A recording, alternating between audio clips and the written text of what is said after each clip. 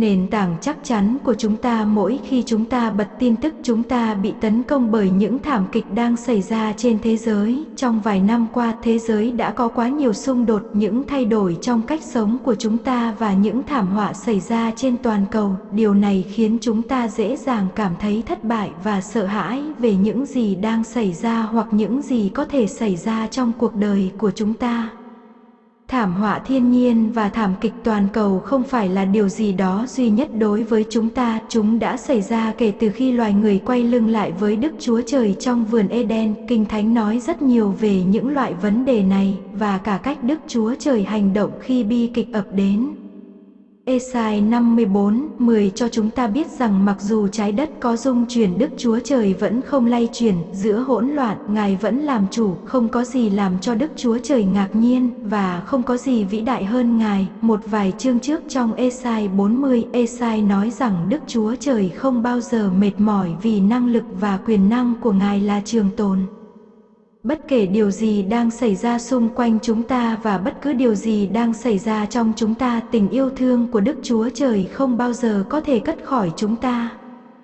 Trong Đức Chúa Trời, quá khứ của chúng ta được tha thứ và tương lai của chúng ta được bảo đảm. Chúng ta không thể làm gì được để bị cất khỏi tình yêu thương của Đức Chúa Trời. Khi phạm sai lầm, chúng ta có thể biết rằng tình cảm của Đức Chúa Trời đối với chúng ta không thay đổi. Ngài không thu hồi tình yêu của Ngài khỏi chúng ta. Ngài tiếp tục ban cho chúng ta một cách, nhưng không, Ngài thương xót chúng ta khi chúng ta mắc sai lầm. Điều đó có nghĩa là chúng ta không phải sống trong sợ hãi. Chúng ta có thể tự tin bước vào sự hiện diện của Đức Chúa Trời khi biết rằng không có gì có thể cất lấy tình yêu thương của Ngài khỏi chúng ta. Chúng ta cũng có thể sống an toàn, biết rằng bất cứ bi kịch hay biến cố thế giới nào xảy ra, quyền năng và sức mạnh của Đức Chúa Trời không hề dao động. Kinh Thánh gọi Đức Chúa Trời là vầng đá của chúng ta, có thể chịu được sóng lớn và động đất. Ngay cả khi cảm giác như trái đất đang rung chuyển và những ngọn đồi đang sụp đổ, Đức Chúa Trời vẫn đang làm việc để kêu gọi chúng ta yên tâm dựa vào một nền tảng chắc chắn, tình yêu thương không ngừng của Ngài dành cho chúng ta. Our sure foundation. Every time we turn on the news, we are bombarded with tragedies that are happening in the world. Over the past few years, the world has had so much conflict, changes in our way of life, and global catastrophes. This makes it easy for us to feel defeated and fearful about what is happening or what might happen in our lives. Natural disasters and global tragedies are not something unique to us. They have happened since man turned his back on God in the Garden of Eden. The Bible says a lot about these kinds of problems, and also how God acts when tragedy strikes. Isaiah chapter 54 verse 10 tells us that even though the earth shakes, God does not move. In the midst of chaos, He is still in control. Nothing surprises God, and nothing is greater than Him. A few chapters ago in Isaiah chapter 40, Isaiah said that God never tires because His power and power are eternal. No matter what is happening around us and whatever is happening within us, God's love can never be taken away from us. In God, our past is forgiven, and our future is assured. There is nothing we can do to be taken from God's love. When we make mistakes, we can know that God's love for us has not changed. He does not withdraw His love from us, He continues to give it freely to us. He has mercy on us when we make mistakes. That means we don't have to live in fear. We can confidently enter God's presence knowing that nothing can take His love away from us.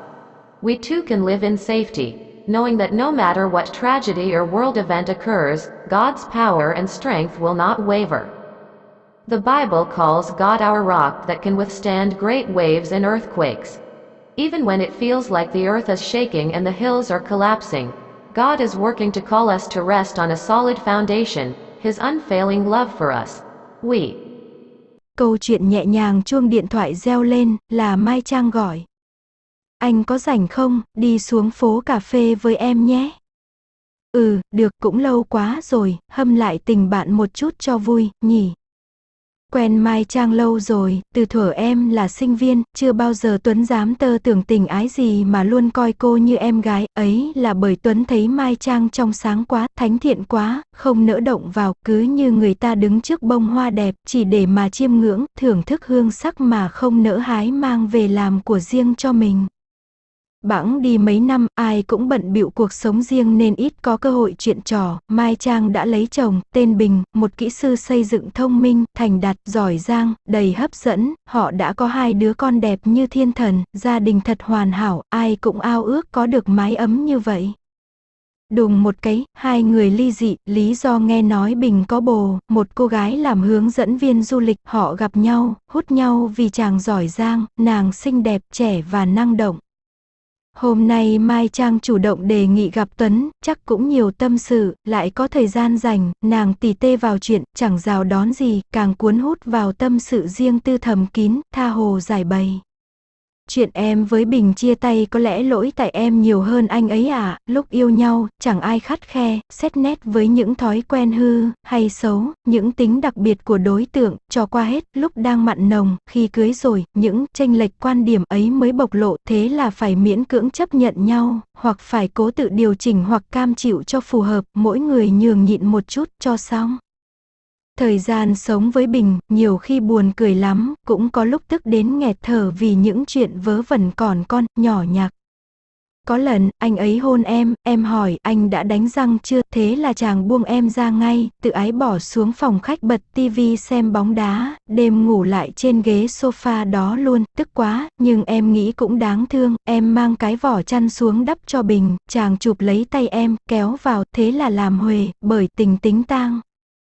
Em không chịu được mùi nước tiểu hoặc mùi mồ hôi, cứ mỗi khi Bình ra khỏi toilet là em vào xả nước lại, dùng vòi hen xịt khắp xung quanh, vẩy nước thơm khử mùi, khó chịu về việc ấy. Có hôm Bình đi làm sớm, em hỏi, chàng trả lời: đi sớm tí để vào cơ quan đái, mót quá rồi, em cáu tiết quát to.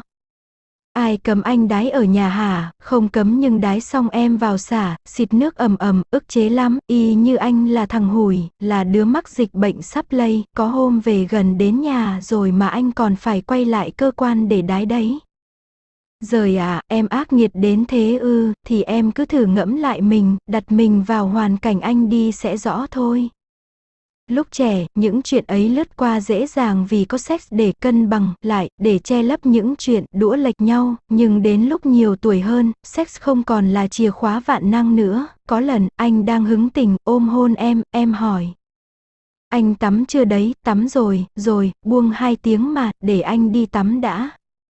Anh ấy lạnh lùng buông em, đi ra ngoài, em cứ tưởng anh đi tắm thật, khỏa thân chuẩn bị sẵn sàng nằm chờ, mãi chẳng thấy Bình đâu, hóa ra chàng xuống phòng khách xem tivi, em giận quá hét toáng lên, anh ấy lẳng lặng lấy xe đi đâu đó, 1 giờ đêm mới về, rồi vẫn ngủ ở sofa phòng khách chứ không lên với vợ, dù em đã sẵn sàng nằm đợi.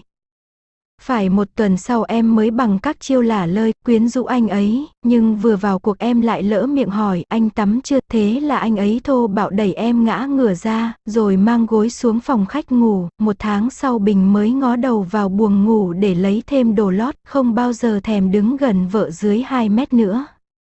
Tích mãi những chuyện vặt vảnh ấy lại, cộng với nhiều chuyện vớ vẩn khác, em không thể chịu được nữa, thẳng thắn đề nghị chia tay, anh ấy thuyết phục, anh ấy van xin, anh nhờ cả cơ quan, Bình nhờ cả bố mẹ hai bên để giải hòa, để nói giúp cho em thay đổi ý kiến, nhưng em đã quyết rồi. Khi chia tay, anh ấy mặc kệ em nói gì thì nói, chia con, chia tài sản thế nào cũng được. Xét cho cùng anh Bình rất tốt, đồng lương nào cũng bàn bạc chi tiêu với vợ, mối quan hệ với họ hàng, bạn bè hai bên rất chuẩn, anh làm ăn giỏi nên thu nhập cao và quan trọng nhất là yêu thương vợ con hết mức.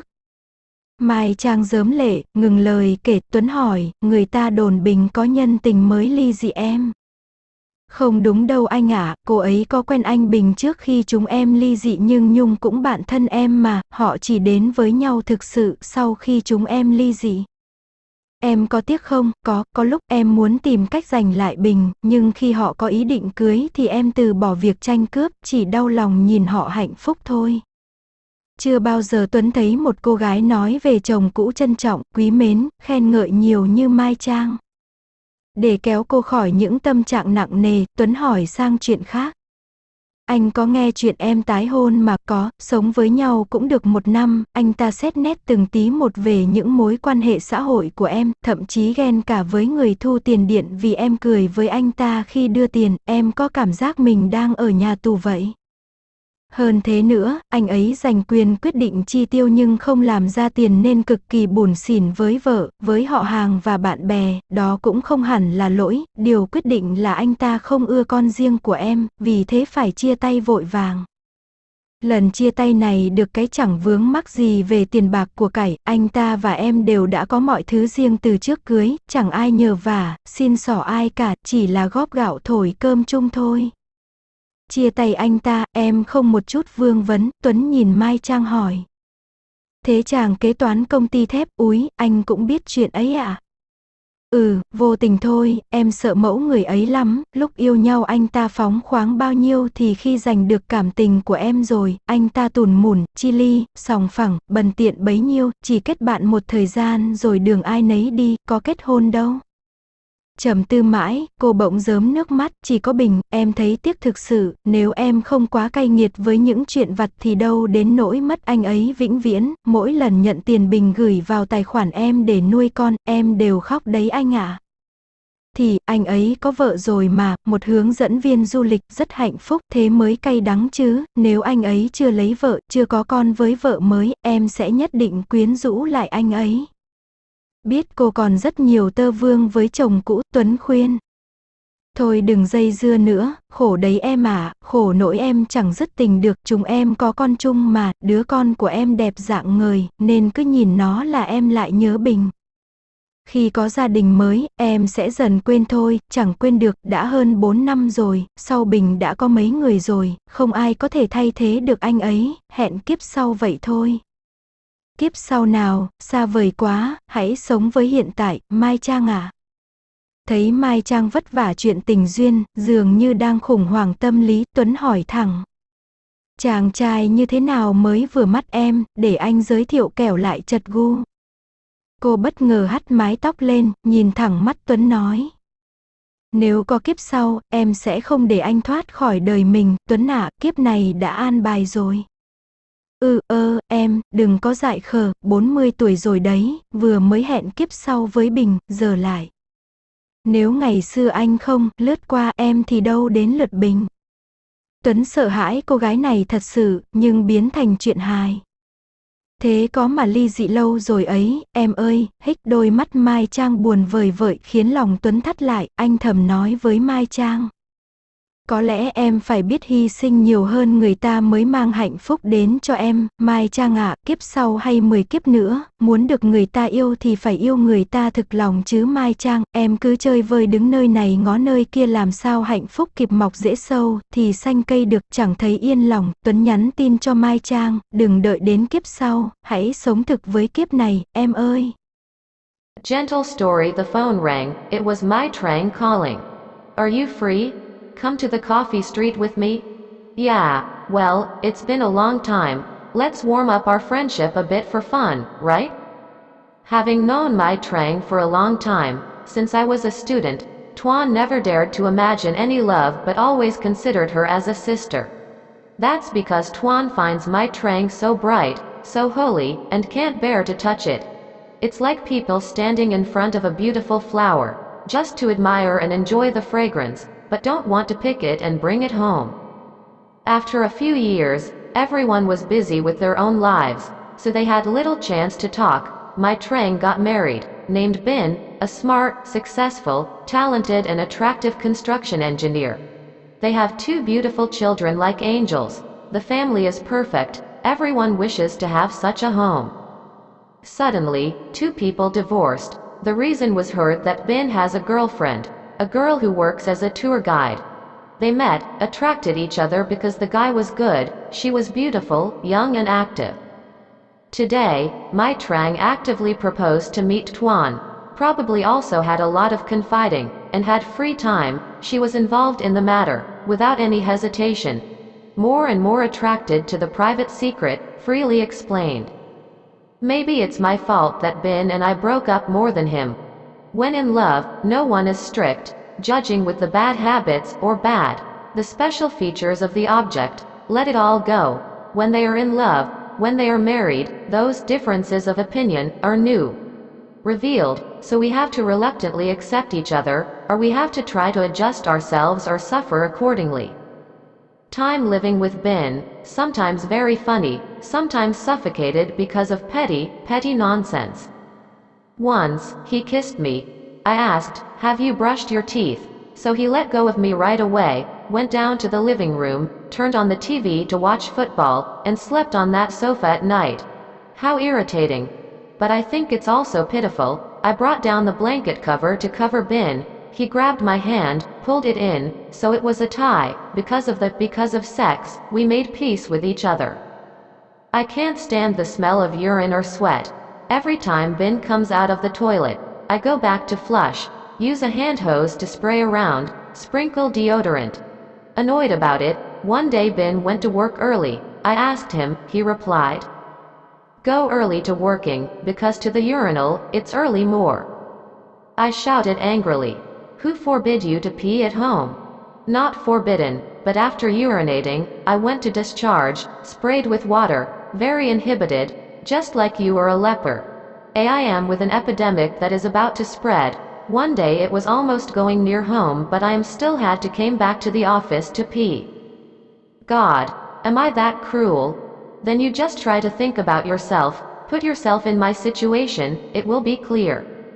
When you're young, these things pass easily because there's sex to balance back, to cover up the stories of different chopsticks, but as you get older, sex is no longer the universal key. Once, when I was in love, hugged and kissed me, I asked, "Have you showered yet? Take a bath. Then, let go 2 hours, yeah. Then let me bath." He coldly let go of me, went out of the bedroom. I thought he was going to take a bath, getting ready to lie down naked, and never saw Ben. It turned out that he went down to the living room to watch TV. I was so angry I yelled. He quietly took the car somewhere, only returned at 1 o'clock at night, and still slept on the living room sofa, not with his wife, even though I was naked. Lay waiting. It took me a week to use all the tricks to seduce him, but as soon as I got in, I accidentally asked, "Have you showered?" So he roughly pushed me to the back, then brought the pillow down to the living room. Sleep. A month later, Ben poked his head into the bedroom to get more underwear, never bothering to stand less than 2 meters near his wife again. Accumulating those trifles, plus many other nonsense things, I couldn't stand it anymore, frankly proposed to break up. He persuaded, he begged, he asked the whole agency. Ben asked both parents to reconcile, to help me change my mind, but I decided. When he broke up, he said no matter what I said, divided the children, divided the property anyway. After all, Mr. Ben is very good. Every month's salary is discussed with his wife. The relationship with relatives and friends is very standard. He does a good job, so his income is high, and most importantly, he loves his wife and children to the fullest extent. My Trang burst into tears. "Stop talking," Tuan asked. "It is rumored that Ben has a new lover to divorce you?" "That's not true, bro. She knew Mr. Ben before we divorced, but Nung is also my best friend. They only really got together after we got divorced." "Do you regret it?" "Have. Sometimes, I want to find a way to get Ben back, but when they intend to get married, I give up competing for the wedding, just seeing them happy." Tuan has never seen a girl talk about her ex-husband respecting, loving and praising as much as my Trang. To pull her out of the heavy mood, Tuan asked another matter. "I has hear about you remarrying?" "Yes, it's been 1 year. Stay together." He scrutinizes my social relationships little by little. Even jealous of the person who collects the electricity bill because I smile at him when giving money. I feel like I at the prison. Moreover, he won the right to decide on spending but did not make money, so he was extremely stingy with his wife, relatives and friends. It wasn't exactly his fault either. The decisive thing was that he didn't like my child, so he had to break up quickly. This breakup won't have any problems with money or wealth. He and I both had our own things before the wedding. No one asked or begged anyone, just a bunch of rice to blow rice together. Breaking up with him, I don't have any doubts. Tuan looked at Mai Trang and asked, "What about the accountant of the steel company? OMG. Do you know that too?" "Yes, by accident." "I am very afraid of that type of person. How liberal he was when he fell in love. When he won my love, he was petty, disjointed, fair, and mean. Only made friends for a while and then went their separate ways, not getting married." After quieting for a long time, she suddenly burst into tears. "Only Bin, I feel really sorry. If I wasn't so harsh with trifles, I wouldn't have lost him forever. Every time I receive money Bin sends to my account to raise my children, I cry. Then, he is married, a tour guide, very happy. That's bitter. If he's not married, has no children with his new wife, I will definitely seduce him again." Knowing that she still had a lot of nostalgia with her ex-husband, Tuan advised, "Well, don't mess around anymore, it's miserable. Unfortunately, I can't stop the love, we have a child together. My child is beautiful and radiant, so every time I look at him, I miss Bin. When I have a new family, I will gradually forget. Can't forget, it's been more than 4 years. After Bin has had a few people, no one can replace him. See you in the next life." "What next life? It's too far, let's live in the present, Mai Trang." Seeing Mai Trang struggling with love affairs, seemingly in a psychological crisis, Tuan asked directly, "How can I find a guy to suit your eyes, so that I can introduce you, lest I lose my opportunity?" She suddenly lifted her hair, looked Tuan in the eye and said, "If there is an afterlife, I will not let you escape from my life, Tuan. This life is already arranged." You? Don't be stupid, you're 40 years old. Just made an appointment with Bin in the next life, now again. Mai Trang says, "If in the past, you did not serve me, it would not be Bin's turn." Tuan thinked, this girl scary really, but turned into comedy. Tuan continued, "So it's been a long time since we divorced, my dear." Hick. Mai Trang's eyes were so sad that Tuan's heart tightened. He silently said to Mai Trang, "Perhaps you have to sacrifice more than others to bring happiness to you, Mai Trang. In the next life or 10 more lives, if you want to be loved, you have to truly love someone, right Mai Trang? I keep playing and standing here and looking at that place. How can happiness grow deep roots, then green trees?" Not feeling secure, Tuan texted Mai Trang, "Don't wait for the next life. Let's live for this life, my dear."